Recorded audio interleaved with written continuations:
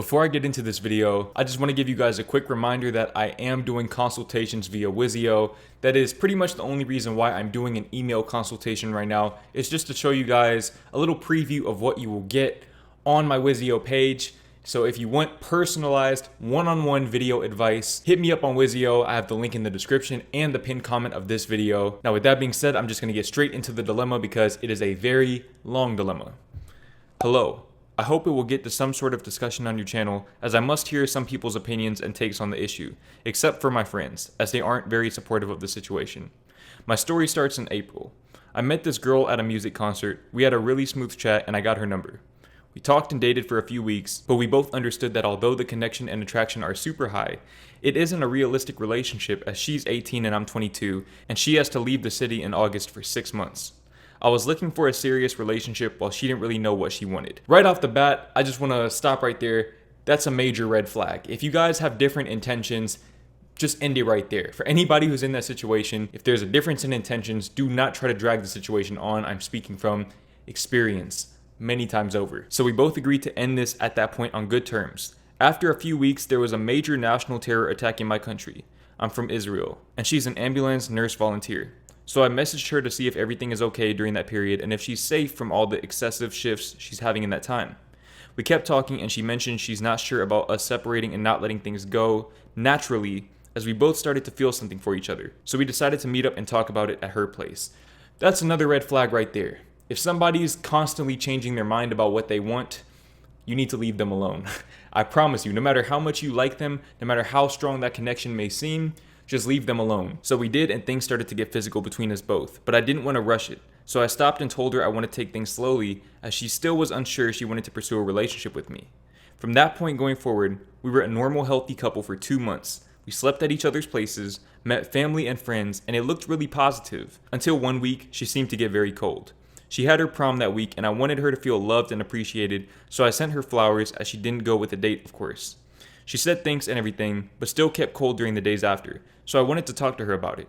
We both met at her place and talked for 2 hours. She told me she doesn't seem to have the same priorities as me regarding this relationship, and she doesn't think she'll have time for me like I have for her. And we both knew she had commitment issues that probably weren't solved at this point. She wanted to be able to fly for a vacation with her friends and take on a paramedic course before she leaves the city in August, so we decided to separate. From that second onwards, we were both on her bed, looking at each other, understanding it is over, and she started crying. She said some of the most wonderful things a person has ever told me, and it was a really emotional 2 hours. It was really like a drama movie scene. I kissed her forehead as we both cried and said goodbye and shut the front gate of her house. 3 days later, she messaged me telling me she can't stop crying and thinking of me. This got me very emotional, and I immediately drove to her house. It was 1 a.m. She lives 10 minutes away from me by car. We talked, and she told me she'll work as hard as she can to solve her commitment issues, and she wants us to be together. Me, who wanted her strongly the whole time, of course was over the moon to hear it. This relationship kept going for a further month. Then at the end of July, I had a trip to the US for 3 weeks with friends. I was quite nervous about this trip as I knew deep down that 3 weeks without any physical touch in our relationship would be really hard to maintain her needs and the affection between us. So I wanted to make a gesture in order to keep her wanting more and holding on. I kept a letter under her pillow, a really powerful and emotional one. And I wanted to give her a necklace I ordered online with it, but it didn't come on time. Yo, let me just stop it right there. That just brought back memories. The whole necklace thing, it not coming on time. But I never got rid of that necklace I bought you, that I never got the chance to give you. You hate to see it. You really hate to see it. I've been through that exact thing. I'm not gonna get into that. Anyways, back to your dilemma. When I was about to take off on the plane, I told her goodnight and to reach out to see what's under her pillow. She cried and couldn't believe it. 4 days later, we broke up. She told me over the phone she feels strangled and doesn't have the time she needs in order to do all the things she wanted before she leaves at the end of August. I was quite shocked as it got me in the middle of a Grand Canyon hike with my pals, and I told her I'll message her a well-organized couple of messages as I'm quite overwhelmed and shocked to handle the situation at the moment. An hour later, I messaged her some long messages and she answered she wishes me all the best and that I'm an amazing person and all that. I was broken the whole trip. Got back to my country on my birthday and couldn't stop crying over her. So against all the recommendations of the people around me, I messaged her once again that I cannot stop thinking about our situation and how it ended. She messaged me back that she knows she hurt me, and she couldn't be more sorry, but she doesn't think that this relationship is right for the both of us. And although, as she said, I'll always be important to her, she really doesn't see it working between us. I took a lot of hours in order to message her back, wished her good luck and all the best. She did so as well, and then it ended. It was in the middle of August, almost a month later, and a month and a half after the breakup. I'm still thinking about her 24/7, and the necklace that I bought her is here, and it isn't helping me. I really don't know what to do, what to think anymore. How can a person I couldn't stop giving love to hurt me that way? Even after all the breakups and the drama we went through, how couldn't she be more attached and compassionate? I'm so broken. Cannot even think about me being with a different woman as I loved her so much. I really don't know if time will help her think about us again, or if she's even thinking about me at all. There are some days I'm just thinking about messaging her very coldly about the necklace I bought her. She knows I bought her a necklace that I didn't get on time. Telling her I don't want it to keep hanging in my room as I don't think it's a good idea, and that the next time she's home soon, which is once every 2 weeks, I'll be able to give it to her. Maybe we'll get her thinking there is someone new in my life and get jealous. Maybe on that situation, I'll be able to see her for the last time and close the circle properly, or even hear if she maybe has something to say and feels differently about the breakup. I really don't know how to operate, so as for now, I'm just not doing anything. Feeling numb and really need your feedback and even the subscribers in the comments to help me hear some honest opinions. Okay, man, look, I'm gonna tell you what I truly believe. And the reason why I'm so comfortable saying this is because I've been in somewhat of a similar situation. I wasn't in a relationship with this girl. Actually, this happened to me multiple times, but I wasn't in a relationship with this girl, but just having that whole hot and cold mixed signals type of vibe, and then the whole thing with the necklace, I've been through that exact thing. So here's what I'm going to tell you right now. And basically, you could think of this as me talking to my younger self, my 19, 20-year-old self. You did this to yourself. You did this to yourself, and I know that's not what you want to hear right now. You're looking for somebody, you're probably looking for me to tell you that everything's going to be okay and you're going to get her back and everything. But even if that did happen, I think that wouldn't actually solve your problem. If anything, that would just make it worse. I think that what I'm seeing is you have a very, very strong anxious attachment style, which is very similar to what I used to have. Now, if you don't know what that means, basically you place too much of your happiness outside of yourself, particularly into women, particularly into that woman, which is why you're having so much trouble letting go. Now, mind you, when you emailed me that, it was only a month after you guys broke up. It took me many months to get over my situation, and we were never even officially together. I only saw her a few times. So you have to give yourself more time than that. Okay, don't be impatient when it comes to your healing process. That's going to take time. But understand that you're not so much healing from the loss of her, you're healing from the loss of yourself. Because in reality, what really happened is that because you placed so much of your self-worth into that relationship and into the way that she reciprocated your feelings, or in this case, maybe didn't reciprocate your feelings, you abandoned yourself. You're dealing with abandonment issues from your own self. And that's the major paradigm shift that you need to understand, that you need to apply in your life. Now, I'm not trying to invalidate your feelings. It is okay to feel that loss of her, but understand that that's coming from the ego. Understand that that relationship, and her in particular, was just a reflection of your inner state of lack, that inner void that you have. You were looking for somebody else to fill that void, but in reality, you're the only one that can fill it, truly. And even if you did get her back, I'm sure you would probably be bombarded by thoughts of losing her again. And that's how you know that you're not fully ready to be in a relationship. And this is an analogy that I used in the past, but she had commitment issues in terms of external relationships, but you had commitment issues in terms of your internal relationships. You refused to commit to yourself. And I can tell just based off of those last couple of paragraphs where you're talking about making her jealous and just trying to get her to think about you again, that's a toxic mindset to be in. I'm not trying to put you down. I'm not trying to demean you or anything, because I've been in that same mindset. I know exactly how you feel. I know exactly why you're thinking the way that you're thinking. It's because your ego is overly attached to the idea of somebody, the idea that you've created in your head. I would bet that when you were actually with her, you were miserable deep down. You were probably asking yourself how long this is going to last. You probably had a very pessimistic mindset subconsciously. And I'm not saying that that's what drove her away, but I think that that type of mindset is rooted in, like I said, the lack of commitment to yourself. And you will attract people who will validate that in your outer reality by having a lack of commitment or a fear of commitment to you. So understand that these problems start from within. Now, as far as the necklace goes, you got to get rid of that necklace. You need to get rid of everything that reminds you of her. If you took pictures with her, all the text messages, delete her number, all of that. I'm not saying that you need to hate her or have resentment towards her, but understand that keeping these things is not going to help you get over her.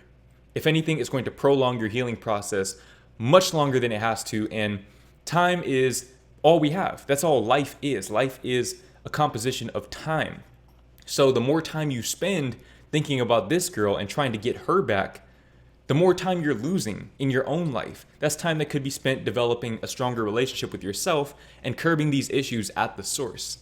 And like I said, that's where the paradigm shift has to take place. You have to take that focus that you have on her and place it within.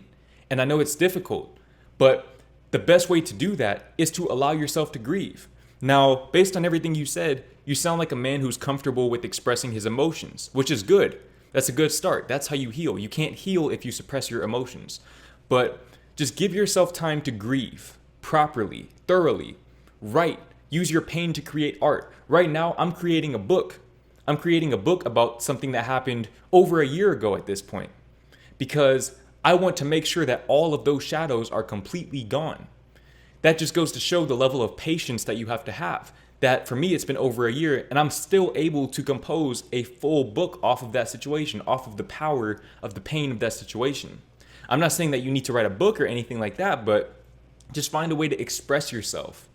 Express yourself in an artistic way, something that will resonate with other people, something that helps you to not only heal yourself, but to help others heal themselves as well. That's a very gratifying feeling. Now, he actually posted an update as well 2 weeks later, so I want to go ahead and read that. Hey, I just want to update on my dilemma and add that as for yesterday. She posted on Instagram a photo of her with her new friends from the 6 months camp she's attending at the moment away from home. And one of her followers, who's my age, I don't know him personally, but we have mutual old friends, commented on her post, a heart. If you ask me, there's a big probability she's seeing him because she doesn't have a lot of guy friends to comment on her posts regularly, and she never mentioned him before. He isn't a part of the camp for sure. Trapped in overthinking and absolutely and totally devastated. Okay, now that's actually a pretty big update. That's why I said you need to get rid of everything that reminds you of her, including social media. You don't need to be following her on social media. Let me tell you guys something. If you're going through heartbreak, unrequited love, or just any type of situation of this liking, you need to avoid keeping tabs on that person. I'm speaking from experience. I promise you that is the worst thing you can do for yourself in terms of healing. Because basically what you're doing is not only are you subconsciously looking for confirmation that you're inadequate, and clearly it seems like you found it. I'm not saying that she's with that guy, but it's definitely suspicious. It's definitely suspicious, but you did it to yourself.